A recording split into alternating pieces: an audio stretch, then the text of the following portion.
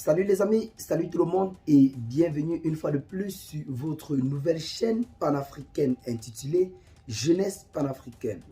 Aujourd'hui, on s'étape pour une nouvelle note d'information du côté du Niger pour parler de l'expulsion de l'ambassadeur français qui présentement n'a nul autre choix que de quitter le territoire national après cette décision de justice. Mais avant de commencer la vidéo, je crois qu'il est tout d'abord important de rappeler les objectifs de cette chaîne. Cette chaîne est une chaîne 100% panafricaine qui a pour cible principale la jeunesse. Car nous nous sommes rendus compte que lorsqu'il est question de parler de panafricanisme, ce sont des personnes âgées ou alors au-delà de la quarantaine qui s'y intéressent. Alors que la jeunesse devrait être la cible principale car elle constitue le fer de lance de l'avenir. Notre chaîne, en revanche, est une chaîne de soutien à ces trois personnalités politiques, à savoir le colonel Assimi Goïta, le capitaine Ibrahim Traoré et le général Tchani. Pourquoi le soutien à ces trois personnalités politiques? C'est juste pour la simple raison qu'en ce moment, du côté de l'Afrique, ils représentent des figures principales du panafricanisme. Quand l'on observe leurs sorties, leurs discours et bien d'autres. Et bien les amis, maintenant revenons à nos mots étant. Nous allons parler de l'expulsion de l'ambassadeur français du Niger qui présentement n'a nul autre choix que de quitter le territoire national après cette décision de justice. Et bien les amis, actuellement du côté du Niger, l'ambassadeur français n'a nul autre choix que de quitter le territoire national.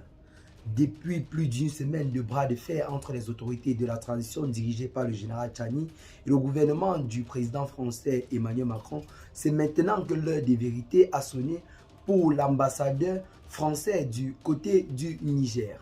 Le président français avait avancé pour argument comme quoi les autorités de la transition ne représentent pas encore un gouvernement légal capable d'expulser un ambassadeur.